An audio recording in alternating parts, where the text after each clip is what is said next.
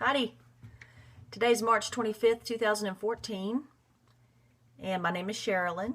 I live in McKinney, Texas, and I'm making these videos because I've gotten a lot of benefit from other people who've made videos, and so I'm going to give back and keep you guys in the loop on my little adventure I'm going on here, and just want to solicit some support and also maybe just offer my opinion on some things. And I know not everybody's going to agree with my point of view on some things. That's great. I don't agree with a lot of the ones that were on YouTube and other resources that I viewed, but I don't get offended by that kind of stuff. I just have a different opinion. So I'm going to be giving you guys mine, and hopefully someone can identify with my particular scenario and get a lot from it. Maybe I can just keep someone from having to do quite as much research as I did, although I don't discourage research. I absolutely promote it. I think you should do it. I just think I did it for a pretty long time. For the last year, I've done a lot of research on weight loss surgeries and whether or not that was something that I wanted to do. I had to get out of some denial, some emotion over that I would need something like that. And a lot of people may still say that I don't, but that's okay. That's part of the opinions and stuff that we all have and that I respect, and I hope that you'll respect mine in return. I'm sure you will, just because I think those of us that are on here and make videos and watch videos, I think that we all have a commonality in that we understand one another pretty good. So I hear a lot of people on their videos giving disclaimers like what I just did. This is just my opinion. I'm not judging anyone, because I know there's some haters that will come on and make comments on YouTube. So I plan to just ignore those. I'm not going to apologize too much for what I have to say or how I have to say it. If you don't agree with it, then beautiful. If you do, that's beautiful too. And I do love your comments though, either way. So bring it on. I'm going to try to keep the ums and bad speaking isms out of this. It won't be perfect, but I'll try. So I'm making these videos because I want to record my trip to VSG land, and I want my family to be able to have this resource to hear how I feel about it, although I'm sure I'll have a lot of individual conversations with people about it, but I want to record this for them as well. And for my kids someday, maybe they'll, get some benefit out of hearing my opinion about it in this venue here. I'm going to be referring over here some. I've got some notes that I pulled up on the computer because I didn't want to forget to say anything. So I'll just kind of glance over there occasionally. I'm obese. I'm going to do a body shot for you so you can, right up here at the beginning of our little conversation here. Now, I know what some of you are thinking. I can hear it. I am 213 pounds, 5'8". I'll be 42 years old next month. So I am on the low end, I guess what you call the low end of obese. And it's time to do something before this becomes a big problem. It's already a problem. I don't want it to become a big problem, and then I don't want it to become a critical problem. I believe that's the trajectory of my little trip through life here. So it's time to intervene. It's time to stop losing so many battles, because it's critical that I win the war in this problem I have with weight. And I hope that you can feel my seriousness on that. It is a personal problem. People who go through this have some circumstances that they can't control, and then there's some that they can control them. Most of the time, those things that you can control are temporary control. It's not a permanent control item. So I can go on Atkins. I can go on pretty much any diet. I think all diets work. I think that diets are good to go on whenever you have weight to lose that hasn't gotten out of control, that you know isn't going to put you in a dangerous health category. I think people should keep doing diets. I think they're great. I think people should keep juicing and keep making smoothies and, those things that even I do on a regular basis, and I still have a problem. I have a couple of reasons. I'm going to try not to throw in too many excuses, although I am going to be as real as I can here.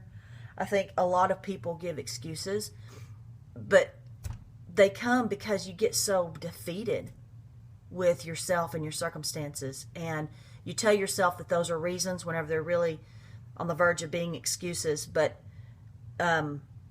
when you continue to lose those little battles, when you look at the big picture, you can say, you know what, I had excuses all along the line there of why I couldn't lose the weight or whatever, but now I'm looking at the full spectrum of all of those battles that I've lost over the years, and I can see here that the trend is going down for success here. And to me, that's the bigger picture that people need to look at for themselves, and stop beating themselves up over those tiny battles and start looking over the bigger picture. So you may have someone who's opposite of my scenario, who has been going through these little battles, but they're actually trending upward in that their success. So they may have a failure on a diet, but in general, they're successful and they're getting a grip on their weight problem, and it's not turning into health problems. It's something that they can still have some control over, and I think that's great. I think that there's people that are naturally stronger, have stronger mentalities that can do that. Maybe there's a genetic factor in there that just does not overwhelm their efforts to that, and so they are successful when they do it. So that is just fantastic. I love that for people, because what I don't like is for people like myself to end up in scenarios where you have to go to drastic measures to take care of it. Although, thank God those measures are available and there, because otherwise we would just continue that downward trend. So I have some comorbidities that I do deal with on this, what I consider this low end, and what I'm researching as the low end of obesity. I have a BMI of 32.4. Obesity starts at about 30.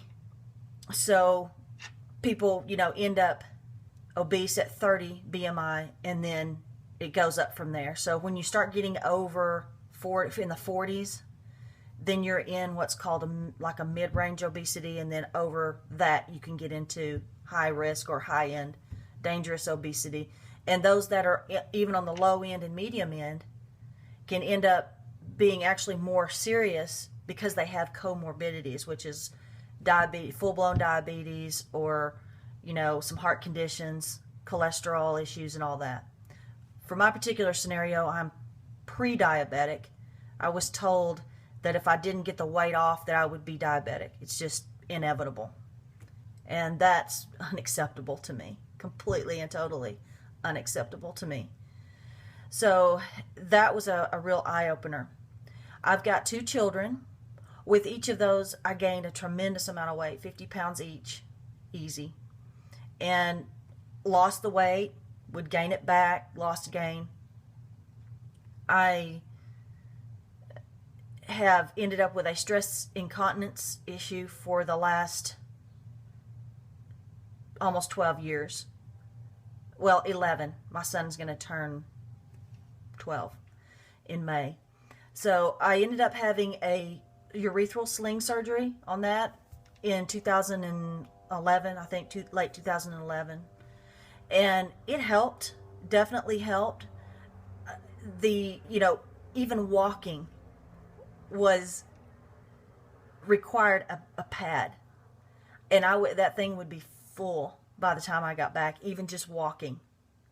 So at the point where it became that severe, when I would just walk, that's when I went to the urologist and said, we got to do something. And he even said that, if you lose the weight, it would help quite a bit. And I had not even pondered surgery at that point. I was still believing that I could just get the weight off myself, and which I could have. I still believe that I could have. I just couldn't have kept it off. So anyway, we did the surgery, and that helped. The urethral sling has been, it made me able to walk. Now what I can't do is jog. I can jog for a short period of time, and it can still happen, but it won't be nearly as bad. What I have now is just when I get into if I'm in a certain position in my body, with my body, such as if I am bent over, let's say I'm mopping or sweeping, and it's just kind of got me at a weird angle. If I sneeze or cough or laugh or do something like that, sometimes that's a problem when my body is in certain positions. So it's really irritating when that happens. And so this urethral sling did not completely fix it. And I didn't go into that surgery believing that it would. So it's actually just going along like I expected.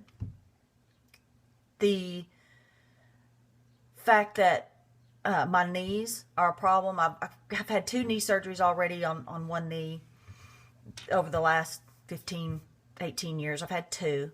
So the weight is a problem for the knee. I have a bulging disc in my lower back that was recently aggravated by, well, the disc itself was not aggravated by the accident that I was in. I was actually rear-ended on the highway. I was stopped in traffic, and an 18-wheeler came up behind, and he wasn't going full speed. He was probably going 30, somewhere around in there. Anyway, he claimed that the brakes weren't working, and he rear-ended my Toyota Tundra, in which caused me to rear-end the Tahoe in front of me, set off the airbags. Long story short, it totaled the vehicle. Thank you, Toyota, by the way. Great truck. It didn't take all of the shock of the 2 impacts, but it took a lot. It buckled and bent in all the right places. Did exactly what it was supposed to do. Thank you, husband, for being insistent that you get that type of truck. You know how much vehicle safety means to me. And that's what you did. So, thank you. Anyway, the result of that wreck was some whiplash, naturally. You know, that's, and I even saw him coming in the rearview mirror. So as I'm seeing him coming in the rearview mirror, I think, he's not stopping. And so I just put myself back in the seat. I even put my head up against the headrest because I knew if he hit me from behind that it was going to whip me backwards. So I put myself back there, and it still just jarred the heck out of me. And I didn't go to the emergency room or anything like that, but I did end up with, oh man, severely sore, stiff neck and lower back just from the tendons that were whiplashed. So I've been to the orthopedic surgeon, and he did the MRI and determined that I don't have any permanent damage that I would get over the whiplash, which I had suspected and was so glad to have that confirmed. He said that the weight that I'm carrying, because I asked him about it, he didn't offer that. But I said, let's say that I was, 50 to 70 pounds lighter. Would I have as much pain with that bulging disc? Because I do have problems with the disc still. That disc it's an old injury. It's about a 7-year-old injury. And if I do the wrong thing in the right position, it will actually fire off just this electrical firing because the bulging disc, it bulges toward the inside of my body, toward my belly button. And when that bulge comes out and hits the nerves in my back, it sends electrical shocks into both my hips and down my legs and the sciatica and all that. And I've had that happen a time or two to where it actually froze me up in a way that I had to have help to walk and sit. That is just a terrible feeling. That is so bad. I'm so glad it's not ruptured or anything like that. But anyway, dealing with that particular injury with 50 to 70 extra pounds makes it a worse injury. And the orthopedic surgeon said, he goes, yeah, if you could get that weight off, it would definitely keep you more comfortable with that. And I knew the answer to that before I asked it. I just needed that reassurance or something that I understood it. So I did. Get a little bit off track, so I'm going to look at my notes here. I've lost many battles with my weight. I refuse to lose the war. I think we've all heard that. Battles, war. There are a lot of us that are losing battles, and you need to stop the insanity of losing the battles. If you know you're going to lose the battle because you're going to lose the weight and gain it back and maybe gain some more, stop losing battles. That's what I'm doing. Okay, I'm not going to preach to anyone here. I'm going to try to keep this for my own deal. I could not lose any more battles. It's taking a toll on me emotionally, and it's like a doom and gloom feeling. It's like if you can see the trajectory of these battles that continue to be lost, and you look at the long-term effects of that, and if I look at how I feel now, and I'm looking at a roadmap, literally, of where I'm going to be in 2 years, 3 years, 10 years, that is a depressing picture to me. Horribly depressing.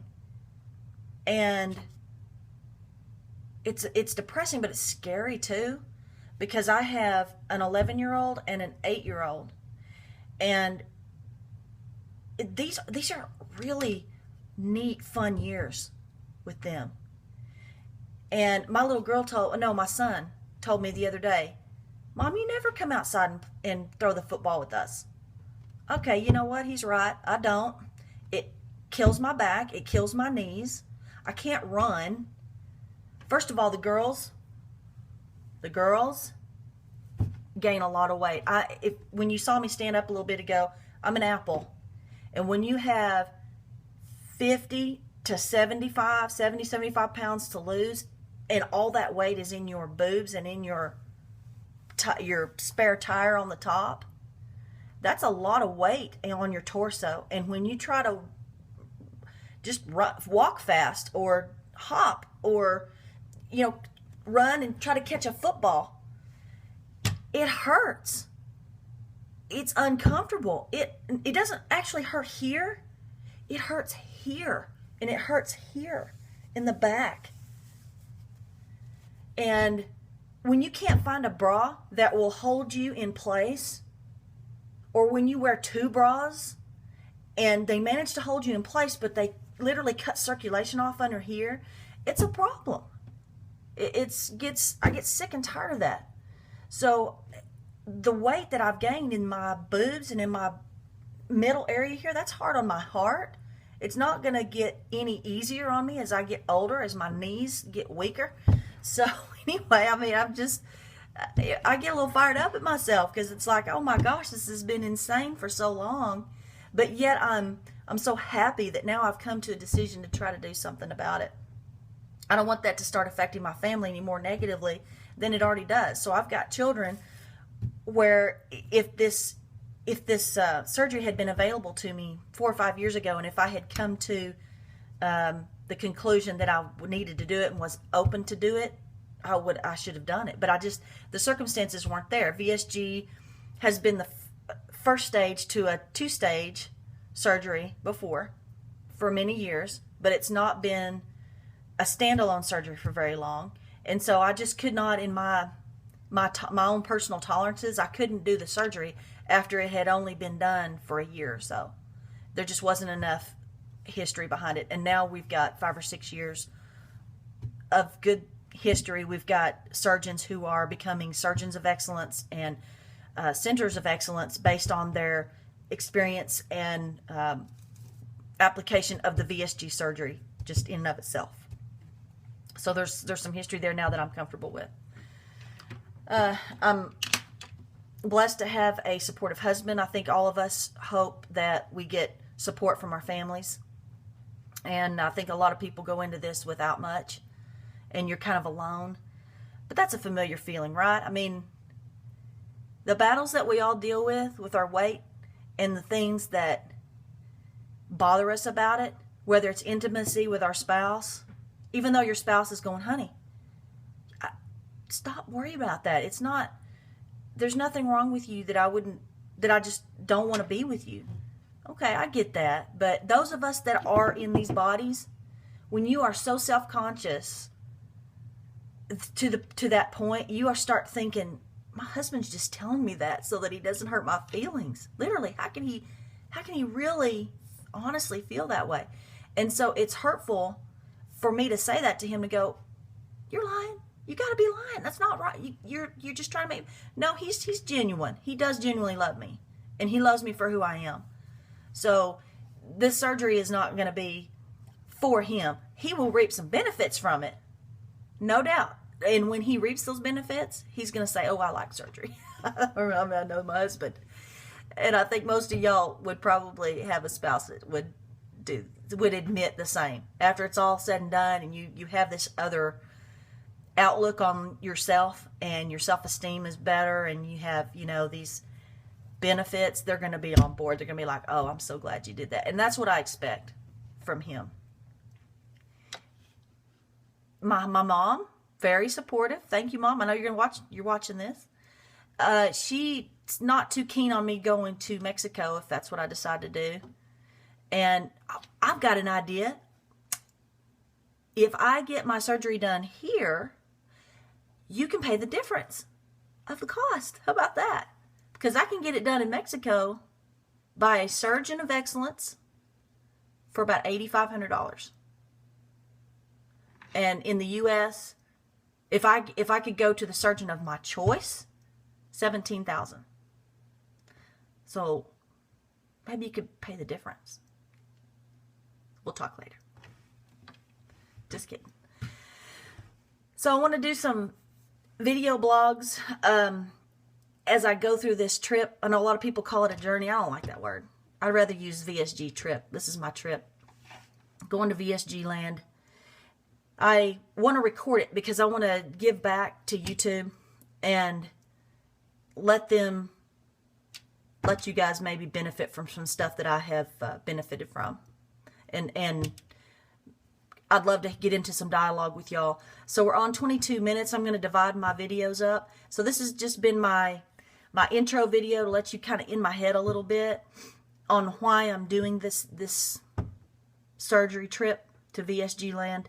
And these other videos, though, I'm going to go ahead and jump into another one, and I'm going to go over my particular scenario a little bit more, and I'm going to go into my research that I've done, and I'll let you guys know what I have found out. I think you'll find it helpful.